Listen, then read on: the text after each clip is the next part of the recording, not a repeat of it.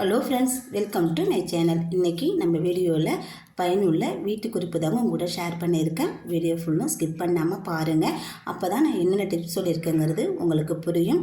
Video ஃபுல்லும் பார்த்துட்டு என்னோடய டிப்ஸ் எல்லாம் உங்களுக்கு பிடிச்சிருக்குன்னு நினச்சிங்கன்னா என் வீடியோக்கு ஒரு லைக் கொடுங்க. மறக்காமல் கண்களை ஃபேமிலி விழாக்க சப்ஸ்கிரைப் பண்ணி சப்போர்ட் பண்ணுங்கள். நீங்கள் கொடுக்குற சப்போர்ட்டு என்னுடைய வெற்றி பாதைக்கு வழிவகுக்கும். வாங்க ஃபஸ்ட் டிப் என்னென்னு போய் பார்க்கலாம். நம்ம பயன்படுத்துகிற பர்ஸில் நாள்பட நம்ம அந்த ஜிப்பு விட்டு போயிடுனா மேலே இருக்கிற அந்த கொக்கி கலண்டு விழுந்துடும். அதை நம்ம பயன்படுத்த முடியாமல் நம்ம அப்படியே தூக்கி போட்டுருவோம். இனிமேல் அந்த மாதிரி தூக்கி போடாமல் இந்த மாதிரி ட்ரை பண்ணி பாருங்கள், நமக்கு யூஸ்ஃபுல்லாக இருக்கும். நம்ம எல்லார்கிட்டையுமே இந்த பொருள் இருக்குங்க. என்ன பொருள்னு பார்க்குறீங்களா? ஊக்கு தாங்க, சேஃப்டி பின்னு தாங்க. இந்த பின்னை நம்ம இதில் போட்டு வச்சுக்கிட்டோம்னாக்கா நம்ம ஜிப்பை கழட்டுறதுக்கும் திறக்கிறதுக்கும் ஈஸியாக இருக்கும். இனிமேல் இந்த மாதிரி மேலே உள்ள ஜிப்பில் உள்ள அந்த கொக்கி கலண்டு போனதுக்கப்புறம் இதை தூக்கி போட்டுறாதீங்க. இந்த மாதிரி சேஃப்டி பின்னை மாட்டி விட்டு நம்ம ஈஸியாக திறக்கவும் மூடவும் செய்யலாம். இந்த பர்ஸும் நமக்கு நீண்ட நாளைக்கு உழைச்சி வரும். ஜிப்பு வீணாக போயிட்டே அப்படின்னு சொல்லிட்டு இனிமேல் தூக்கி போட்டுறாதீங்க. தூக்கி போட்டுட்டு புது பரிசு வாங்க வேண்டிய அவசியமும் நமக்கு இருக்காது. இந்த மாதிரி ட்ரை பண்ணி பாருங்கள், ஒர்க் அவுட் ஆகும். வாங்க செகண்ட் டிப் என்னன்னு பார்க்கலாம். செகண்ட் டிப் என்னென்னு பார்த்தீங்கன்னா, நம்ம வச்சுருக்க பர்ஸில் ஒரு சில சமயம் இந்த ஜிப்பு மூடாது, அங்கங்கே சிக்கிக்கும். அந்த மாதிரி சமயத்தில் நம்ம அதை யூஸ் பண்ண மாட்டோம், தூக்கி போட்டுருவோம். இனிமேல் அப்படி தூக்கி போடாதீங்க. ரெண்டு பக்கம் சைடுலேயும் நம்ம வீட்டில் யூஸ் பண்ணுற குளியல் சோப்பு இருக்கு இல்லையா, அதை எடுத்து உராசி விட்டுருங்க. ரெண்டு பக்கமும் நல்லா உராசி விட்டுட்டு அந்த ஜிப்பை நல்லா எடுத்து மூடினீங்கன்னா சூப்பராக ரெண்டு பக்கமும் நல்லா மூடிக்கும். நமக்கு டைட்டாக இருக்காது. இங்கே பாருங்கள் எவ்வளோ ஈஸியாக மூடுறதுக்கு வருதுன்னு சொல்லிட்டு. இந்த இது பர்ஸுக்கு மட்டும் இல்லைங்க, நம்ம லஞ்ச் பேக்குக்கு, நம்ம ஹேண்ட் பேக்குக்கு எல்லாத்துக்குமே இந்த டிப் ஒர்க் அவுட் ஆகும். ட்ரை பண்ணி பாருங்கள். நெக்ஸ்ட் டிப் என்னென்னு பார்த்தீங்கன்னா, குழந்தைங்களோட கவுனில் பின்னாடி இருக்கிற ஜிப்பை நம்ம இழுத்து மூடுவோம். என்ன தான் அதை நம்ம மூடி விட்டாலும் வெளியில் போனதுக்கப்புறம் பார்த்தீங்கன்னாக்கா அது கலண்டு கீழே விழுந்துடும். நம்ம மேலே குக்கியே போட்டு விட்டாலும் இந்த ஜிப்பு கீழே கலண்டு வர பின்னாடி இருக்கிற போதுக்கு நமக்கு அசிங்கமாக தெரியும் குழந்தைங்களுக்கு. அந்த மாதிரி இல்லாமல் இருக்க நம்ம சேஃப்டி பின்னை அந்த ஜிப்புக்கு அடியில் இந்த மாதிரி பேக் சைடில் நம்ம போட்டு விட்டுட்டோம்னாக்கா அந்த ஜிப்பு என்ன தான் நம்ம இழுத்தாலும் கலண்டே வராது. நம்ம பசங்களுக்கு கழட்டி விட்டால் தான் கலண்டு வரும். ட்ரை பண்ணி பாருங்கள், ஈஸியான டிப்பு தான். சேஃப்டி பின்னை மட்டும் போட்டு விட்டுட்டா போதும். ட்ரை பண்ணி பாருங்கள். வாங்க நெக்ஸ்ட் டிப் என்னன்னு பார்க்கலாம். நம்ம எல்லாருமே சாரீ கட்டிட்டு போகும்போது இருக்கிற மாபெரும் பிரச்சனை இந்த ஊக்கு அதில் மாட்டிக்கிறதாங்க. மாட்டிட்டு அதில் இருக்கிற நூல் அந்த ஜாக்கெட்டில் ஹோல்ஸும் போட்டு விட்டுரும். அந்த மாதிரி இல்லாமல் இருக்கிறதுக்கு ஒரு சேஃப்டி பின் எடுத்துக்கோங்க. இதில் நான் நெத்தியில் வைக்கிற ஸ்டிக்கர் தான் எடுத்திருக்கேன். இதோட பெஸ்ட்டு எதுன்னு பார்த்தீங்கன்னாக்கா பாசி தாங்க. நம்ம எல்லோரும் கடையில் வாங்கி குழந்தைங்களுக்கு போடுவோம் இல்லையா, அந்த மணி தாங்க. ஏன்னா அந்த ஸ்டிக்கர் அதில் குத்தும் போது நம்மளை கையில் குத்திக்கிறதுக்கும் வாய்ப்பு இருக்குது. அதனால் இதில் நான் குத்திட்டேன். இதோட பெட்ரு அந்த மணி போட்டுக்கிட்டிங்கனாக்கா நமக்கு குத்தாது. இதை ஜாக்கெட்டில் போடும்போதும் சரி, சாரீ குத்தும் போதும் சரி, கண்டிப்பாக இந்த பொட்டை தாண்டியோ இல்லை இந்த மணியை தாண்டியோ இந்த ஊக்குக்கு மேலே ஜாக்கெட்டுக்குள்ளே போகாது. நமக்கு நூலும் பிரிஞ்சு வராது. நம்ம கட்டுறதுக்கும் கம்ஃபர்டபுளாக இருக்கும். ட்ரை பண்ணி பாருங்கள்.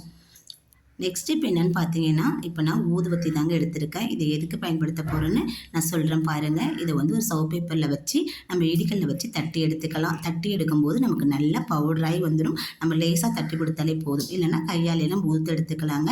நைஸாக பவுடரானத பிறகு இதை எடுத்துட்டு நான் என்ன பண்ண போகிறேன்னு பார்த்தீங்கன்னா, ஒரு நியூஸ் பேப்பர் எடுத்துக்க போகிறேன்.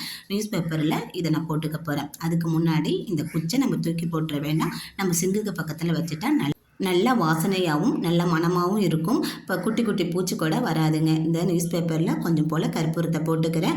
அது கூட நம்ம தட்டி எடுத்து வச்சுருக்கோம் இல்லையா ஊதுவத்தி தூள், அதையும் போட்டுக்கிறேன். போட்டுட்டு இதை நம்ம நல்லா மடித்து எடுத்துக்கலாம். மடித்து எடுத்துட்டு இதில் சின்ன சின்ன ஹோல்ஸ் போட்டுக்கலாம். ஊக்கு வச்சோ இல்லை இந்த ஊதுவத்தி குச்சி வச்சோ சின்ன சின்னதாக நைஸாக ஓட்டை போட்டுக்கணும். ரொம்ப போட்டுறக்கூடாது. ஏன்னா அதுக்கப்புறம் அது உள்ளே உள்ளது பூரா பிரிஞ்சு கீழே கொட்டிடும். இந்த மாதிரி போட்டுட்டு இதை நம்ம என்ன பண்ண போகிறோன்னு பார்த்தீங்கன்னாக்கா, நம்ம வீட்டில் வேஸ்ட்டு துணியெல்லாம் போட்டு வைப்போம் இல்லையா, அழுக்கு துணி போட்டு வைக்கிற கூடையில் இதை கொண்டு போய் ஒரு ஓரமாக வச்சுருங்க. அந்த அழுக்கு துணிலேருந்து வர பேட் ஸ்மெல் நமக்கு வரவும் வராது.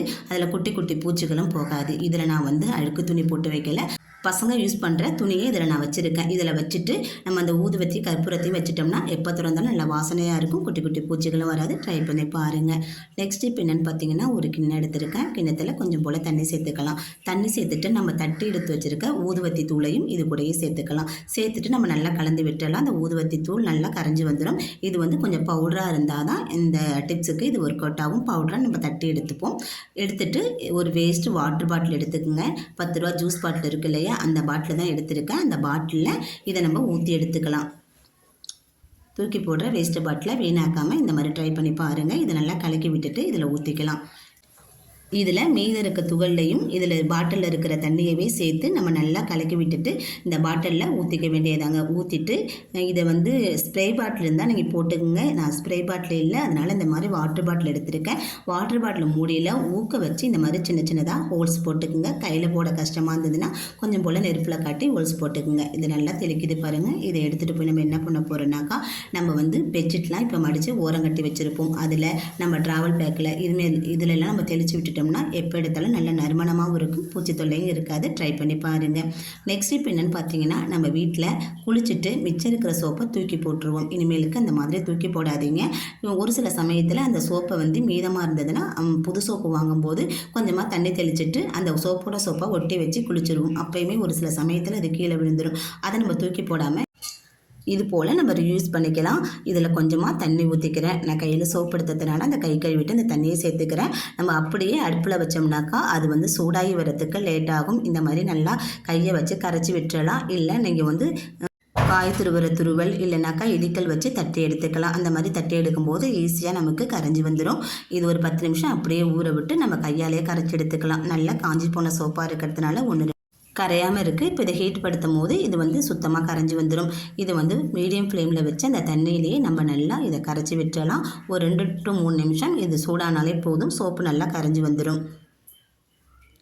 2 to 3 நிமிஷம் ஆயிடுச்சு. இது நல்லா கரைஞ்சி வந்துடுச்சு. கொஞ்சம் தண்ணி வற்றியும் வந்துட்டு இதை வந்து நம்ம ஒரு வேஸ்ட்டு வாட்டர் பாட்டில் மூடியோ இல்லை ஒரு டப்பாவோ எடுத்துக்கலாம். இன்றைக்கி நான் ஐஸ்கிரீம் சாப்பிட்டுட்டு தூக்கி போடுவோம் இல்லையா, அந்த வேஸ்ட்டு டப்பாவை தான் எடுத்திருக்கேன். இதில் கொஞ்சம் போல் 2 சொட்டு தேங்காய் எண்ணெய் விட்டு தடவிக்கலாம். அப்போ தான் அந்த சோப்பு நம்ம எடுக்கும்போது ஒட்டாமல் அழகாக வரும். எண்ணெயை தடவிட்டு நம்ம காய்ச்சி வச்சுருக்கிற அந்த சோப்பு தண்ணியை இதில் ஊற்றிக்கலாம். நமக்கு சீக்கிரம் செட் ஆகிடும். ஒரு 20 to 30 நிமிஷம், அரை மணி நேரம் இருந்தாலே போதும். இந்த சோப்பு நமக்கு சூப்பராக ரெடியாகி வந்துடும். நான் காஞ்சதுக்கப்புறம் உங்களுக்கு எடுத்து காமிக்கிறேன் பாருங்கள்.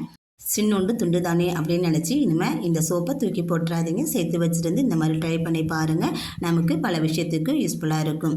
இப்போ நான் காஞ்சதுக்கப்புறம் எடுத்து காமிக்கிறேன் பாருங்கள். ஒரு அரை மணி நேரம் ஆகிடுச்சு. லேசாக இந்த மாதிரி அழுத்தம் கொடுத்துட்டு நம்ம எடுத்தோம்னா அந்த சோப்பு சீக்கிரம் வெளியில் வந்துடும். கொஞ்சம் இன்னும் நான் காயணும். வீடியோவுக்காண்டி நான் சீக்கிரமே எடுத்து காமிச்சிட்டேன்.